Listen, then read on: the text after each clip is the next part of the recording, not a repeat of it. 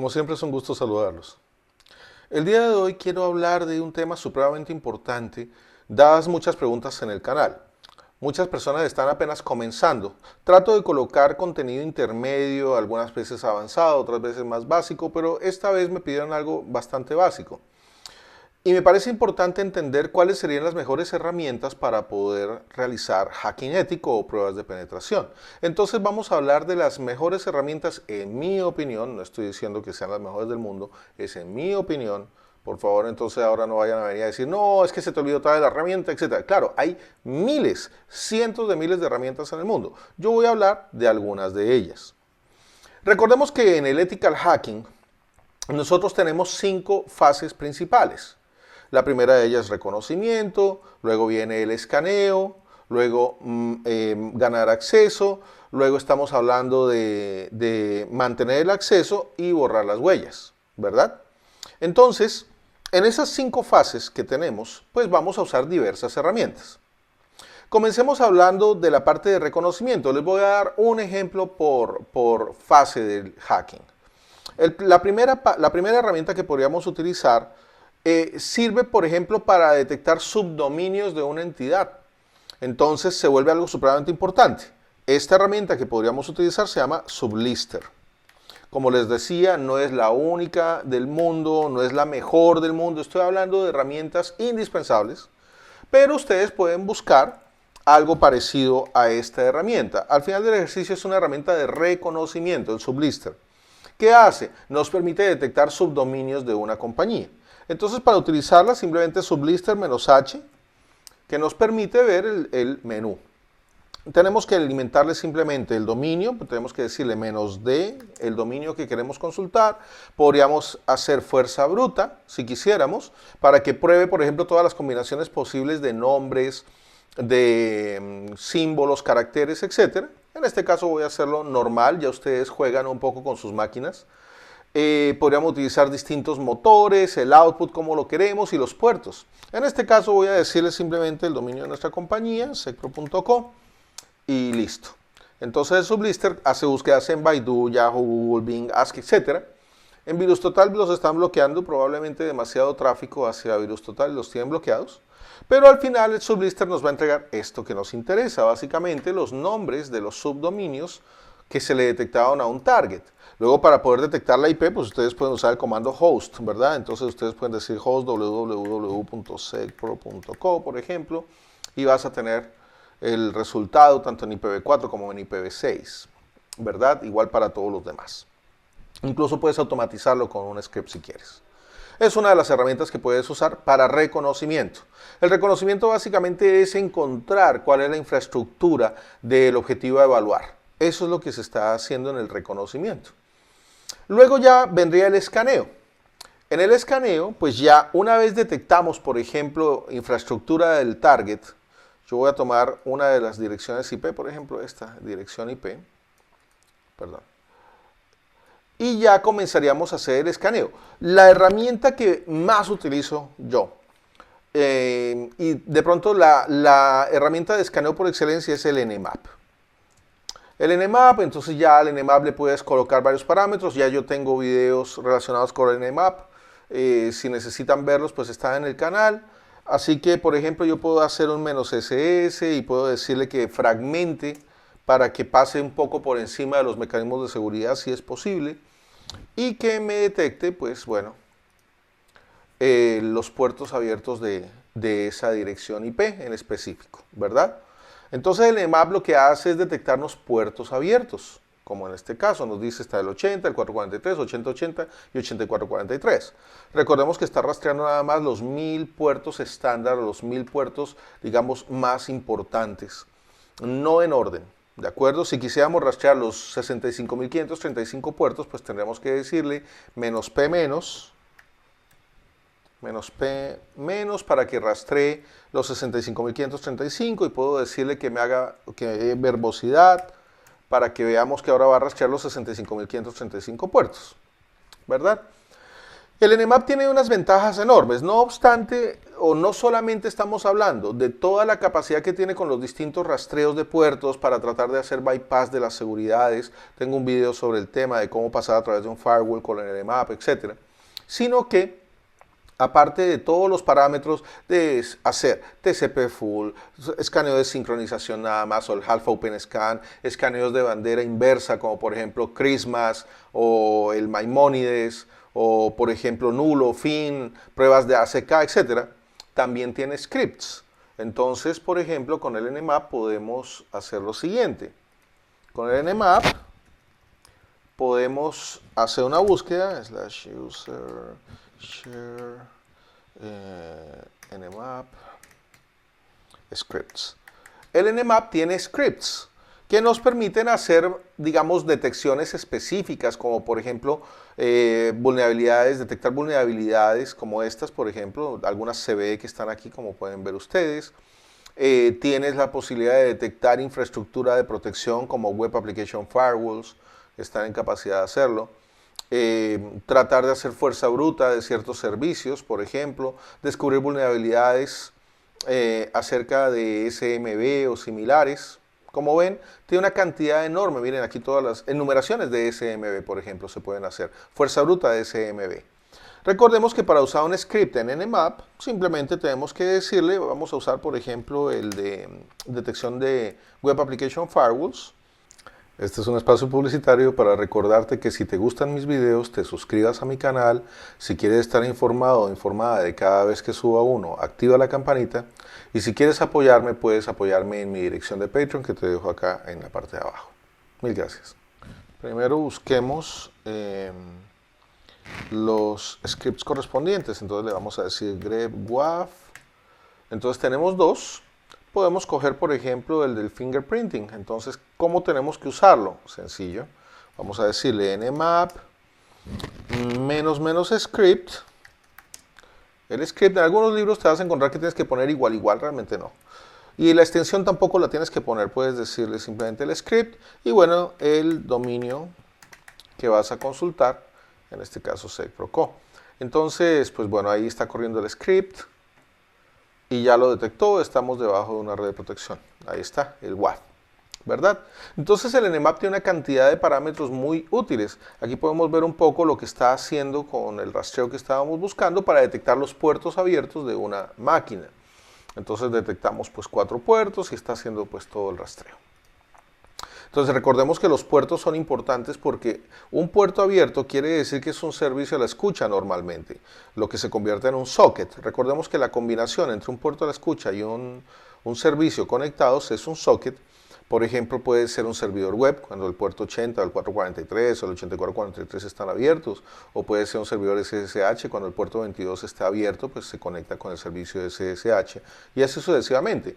Entonces, dentro del ethical hacking, una de las principales cosas que buscamos, si no la principal después del reconocimiento, es ver cuáles son los puertos que una máquina tiene abiertos para poder tratar de detectar si hay algún tipo de vulnerabilidad asociada a uno de esos puertos abiertos.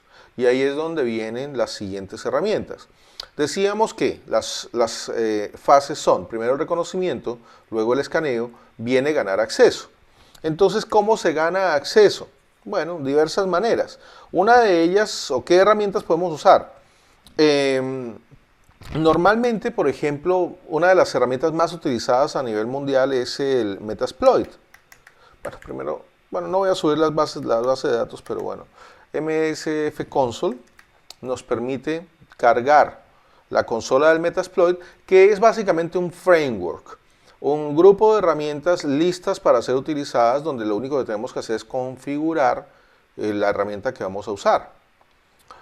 Entonces aquí, por ejemplo, ustedes se dan cuenta que tenemos una serie de exploits, una serie de auxiliares, etc. Entonces, pues ya es utilizar un exploit adecuado para la máquina que vas a atacar. Entonces, por ejemplo, puedes buscar Search Apache, por ejemplo. Entonces, él te va a decir todas las herramientas que hay disponibles de Apache, no solamente los exploits, como ven, hay muchos, sino también los auxiliares. En algunos videos yo he explicado cómo se utiliza el Metasploit, ¿verdad? Incluso he estado pensando en hacer, digamos, algunos videos de Metasploit, pero creo que los cursos que van por entregas no funcionan porque, como comentaba en un video anterior, estoy haciendo el curso de Pentesting en entornos web y cada vez tengo menos visualizaciones en esos videos. Entonces decidí hacer algo diferente con este otro. Entonces vamos a ver cómo nos va con este video. El punto es que puedes ver cada uno de los exploits y puedes usar el que necesites. Por ejemplo, vamos a usar este. Entonces, esta herramienta nos permite tomar el exploit que sea. Entonces simplemente es decirle use el exploit, ¿verdad? El prompt nos cambia y ustedes tienen que ver las opciones. Pueden decirle show options u options nada más. Y pues ya simplemente es cuestión de configurarlo, el puerto remoto, la máquina remota que va a ser atacada, etcétera, donde vas a realizar tus pruebas. Hay otras herramientas que puedes usar para buscar exploits específicos, ¿no? Hay una herramienta que se llama Search Exploit, que es muy útil. El Search Exploit nos sirve para buscar exploits específicos también. Digamos que estás enfrentándote a un Windows 2019, por ejemplo. Entonces, Search Exploit, por ejemplo, Windows, puedes buscar Windows. Entonces el Search Exploit te va a traer todos los exploits disponibles para Windows. Entonces te va a decir dónde están grabados en tu máquina o pues si existen, digamos, este Search Exploit está conectado básicamente con el Exploit DB, que ya se los voy a mostrar. Es una página web muy interesante, que digamos en ella se van colocando los últimos exploits que se van descubriendo o se van publicando. El Search Exploit hay que mantenerlo actualizado, pues ya hemos hablado de cómo mantener actualizado nuestro Kali.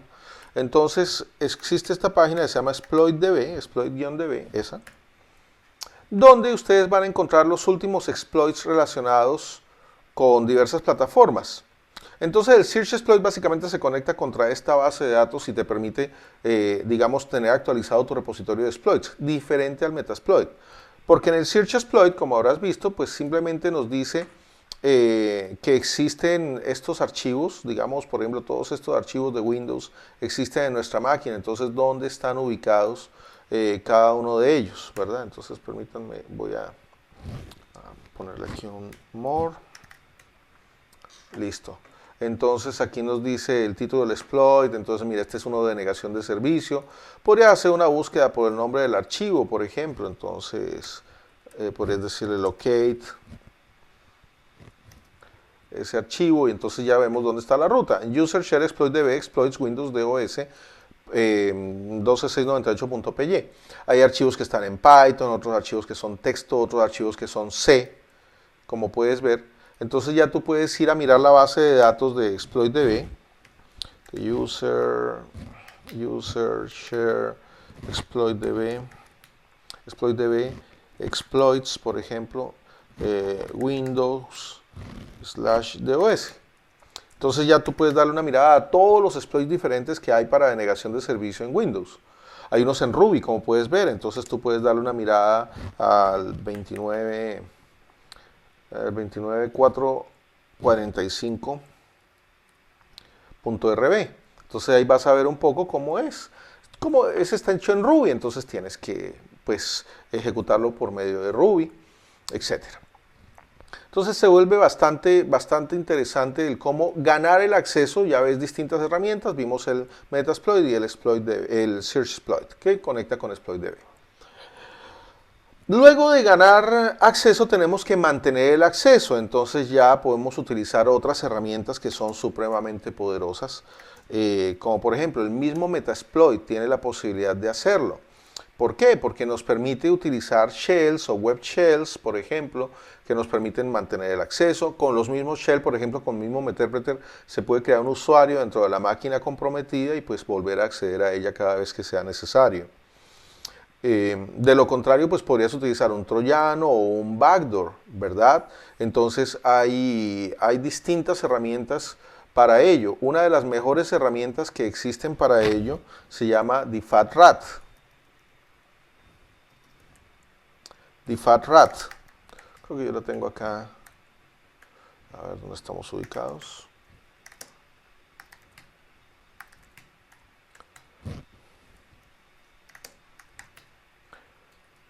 No. A ver, busquemos el repositorio y les explico un poco más. Differrat es una herramienta que contiene, Differrat, vamos a buscar GitHub. Ya. A ver, listo.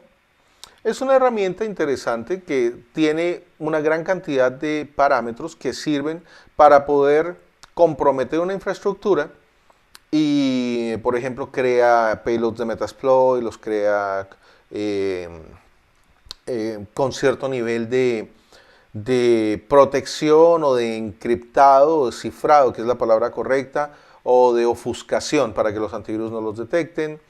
Tienes, digamos, distintas herramientas aquí que puedes utilizar para mantener acceso. Differrat es una herramienta muy interesante, así que probablemente haga un video sobre ella, pero lo más probable es que me lo borren de YouTube, así que creo que ese video se va a tener que ir para Patreon.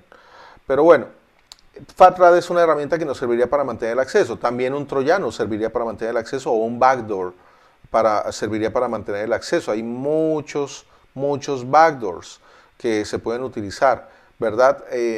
Por ejemplo, bueno, hay unos que son muy malignos, como por ejemplo Netcurs, es muy malicioso, es muy preocupante, digamos, tiene ciertos parámetros que son muy peligrosos.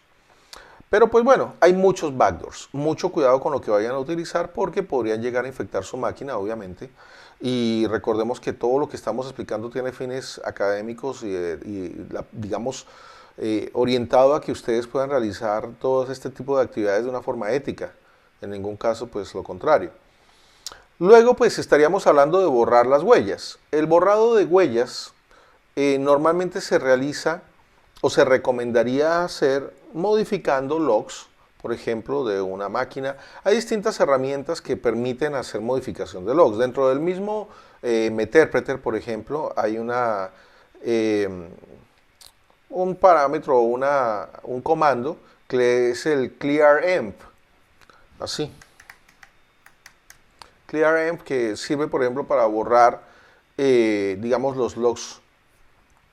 Clearenv. Los logs de eventos. Hay herramientas que permiten desactivar la auditoría de los sistemas operativos, como por ejemplo el Audit Poll. El Audit Poll sirve para poder configurar cómo se maneja la auditoría de una máquina, ¿verdad? Entonces, digamos que con Audit Poll o con las mismas herramientas de Meterpreter se puede hacer una desactivación de logs. Otra de las cosas que se puede hacer es entrar directamente al archivo de log y alterarlo o modificarlo. En ningún caso se recomendaría borrarlo. Digamos que esas serían las herramientas más recomendadas, algunas de las herramientas que deberíamos conocer para poder realizar ethical hacking. Obviamente hay muchísimas más. Por ejemplo, dentro de todo el proceso de reconocimiento, tendríamos que hablar de un clásico que es el Dearbuster, por ejemplo. El Dearbuster es una herramienta que sirve para poder hacer enumeración de los directorios dentro de un sitio web, por ejemplo. Entonces ustedes simplemente tienen que colocar la URL target, por ejemplo, veamos esta. Esa URL, podemos decirle que haga una búsqueda automatizada con HID y con GET. Podemos usar, por ejemplo, bueno, vamos a usar 10 hilos, está bien. Vamos a usar un diccionario para poder hacer una búsqueda, entonces podríamos decirle dentro de root, no, vamos a buscar dentro de user, vamos a irnos al user, share, word lists.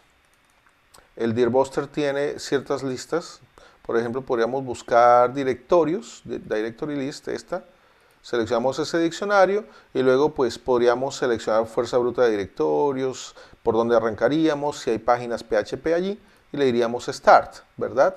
Me dice que no es una URL válida, vamos a decirle https:// ahora sí, creo que es www. Entonces veamos, listo, mira, entonces comienza a hacer pruebas, allí ves lo que está haciendo. Entonces va a tratar de detectarnos cuáles son los directorios existentes en esa URL. Creo que la puse bien. A ver.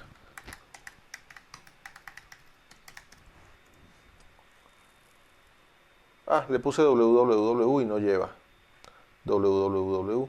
Pero pues bueno.